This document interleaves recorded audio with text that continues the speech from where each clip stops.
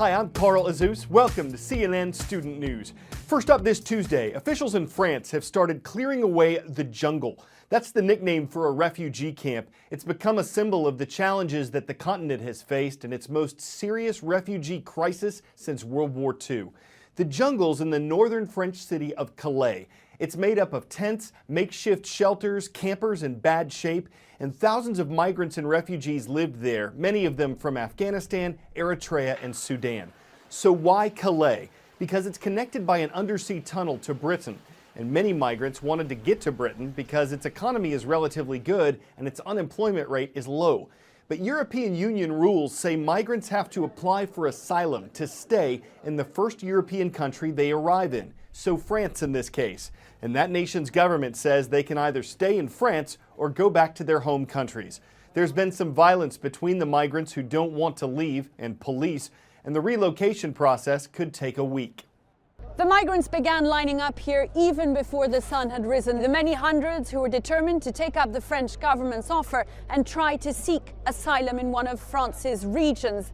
They go through this line into the hangar just over there, where they get to choose a region. Then they're put on buses and taken directly to where they're to seek asylum, which is why they've come with all their worldly belongings. This, in a sense, is the first part of the process, the evacuation of the camp ahead of its demolition. We caught up with one of those migrants who'd arrived nice and early to ask him why he'd chosen to give up on his dream of getting one day to the United Kingdom.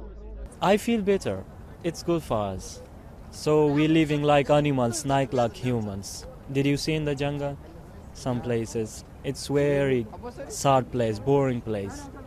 So like animals, we live like animals in the jungle. It's one of those who's decided to take up the French government's offer. In a sense, though, the much more difficult part of this process begins when the bulldozers move in and the camp itself begins to be dismantled. We've spoken to many people here who do not want to take up the French government's offer and who are determined instead of clinging on to their dream of making it to the UK. And that's why the police presence here is as great as it is. 1,200 ordinary policemen and riot policemen are on standby to deal with that second part of the evacuation, the dismantling of the camp itself.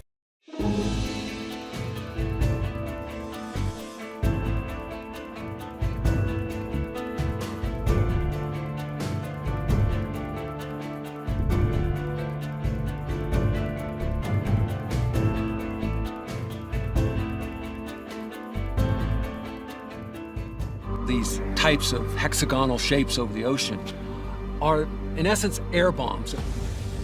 They're formed by what are called microbursts, and they're blasts of air that come down out of the bottom of the cloud and then hit the ocean and then create waves that can sometimes be massive in size as they start to interact with each other.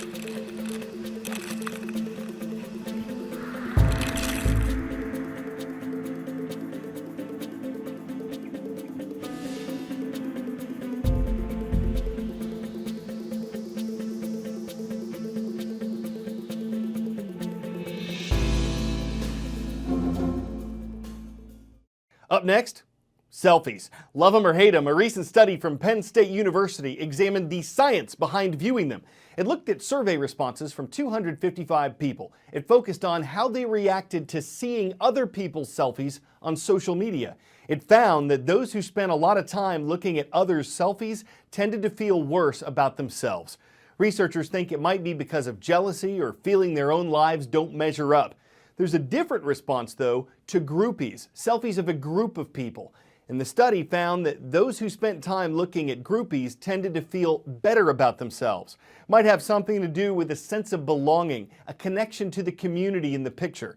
Some research on the effects of posting selfies is inconclusive. It's not clear if it makes the posters feel better or worse. For many, it depends on the kinds of responses they get to their selfies.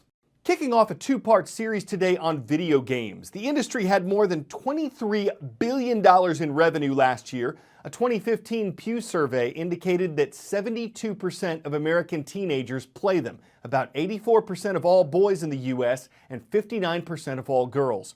But games have their downsides as well as their upsides, and this week we're examining both, starting with the mental and physical threats they can pose to gamers.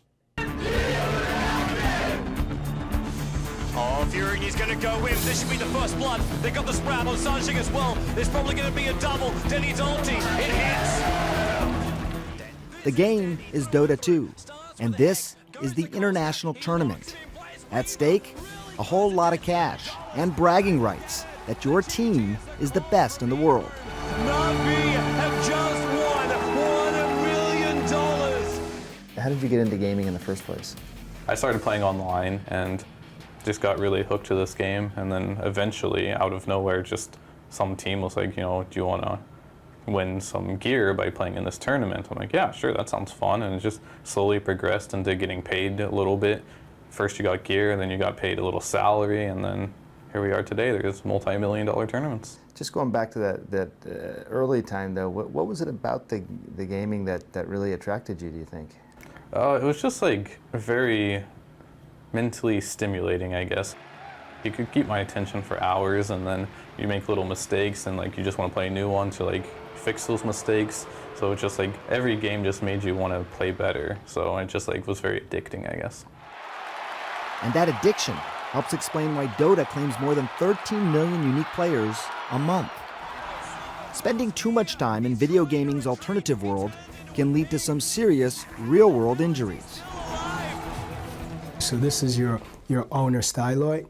Dr. Levi Harrison is the self-proclaimed and now trademarked esports doctor. Dr. Levi is an orthopedic surgeon specializing in hand, wrist, and upper extremity conditions. Gamers seek him out from just down the street in California and from as far away as the Middle East. Are there certain types of injuries that are the most common? Well, yes, I see a lot of repetitive stress injuries, specifically tendonitis. I also see carpal tunnel. I see cubital tunnels. If somebody came to me, and I don't take care of these types of injuries, but if someone came to me and said, look, I'm having a lot of pain from playing these games, I would say, you would say, don't play these games as much. And I would say, not necessarily. Taking a 5-minute break every 60 minutes, doing the stretches, doing the exercises, but more importantly, staying well hydrated when you're gaming, to not just sit there for 12 or 14 hours. But the problem with extreme gamers, they just don't know when enough is enough. China was the first country in the world to declare internet addiction a clinical disorder in 2008. These teenagers in Beijing can't pull themselves away from the computer. Not to eat, not to sleep, not even to go to school. The documentary Web Junkie follows them as their parents have them admitted to Daxing Internet Addiction Treatment Center. It's an attempt to break them of their bad habits. 有的孩子在上网上到非常极端的时候了，怕这个上厕所连解小便什么的都影响他上网打游戏，他带上尿不湿，人一定是吃坚果的时候。We decided to go see director Tao Ran ourselves. He's the psychologist who established this facility to teach children how to use the internet responsibly. Tao says he's rescued thousands of addicted teens through a mixture of medicine and psychology. He claims 80% of teenagers can recover if their family is engaged in the process, but only half that if they're going it alone. So here the boys are learning basic life skills, like washing clothes and making their beds, as well as games that challenge their minds and bodies. They tell us Tao's program has helped their relationships with their families, and that when they leave, they're going to spend more time in the real world. Before we go, it's like a hotel room with no heat, no room service, and no walls. It's located in Estes Park, Colorado, and costs $1,200 a night, but you can't beat the view. Cliff camping, sleeping on the face of a cliff, used to be for experienced climbers only. But a U.S. company is helping amateur climbers do it. A guide goes with you to help set up your hanging cot, and then you're free to relax, assuming you can relax. Might leave experienced climbers stone-faced, but it might be repelling to others. It'd set them on edge. You'd have to get acclimated, and you'd be adrenaline for a long night. But as long as you don't mind a rock-hard headboard and you don't ever sleepwalk, this could be great for someone who really likes hanging out. Thanks for hanging out with us. I'm Carl Azus. What's on tomorrow's show? We'll keep you in suspense.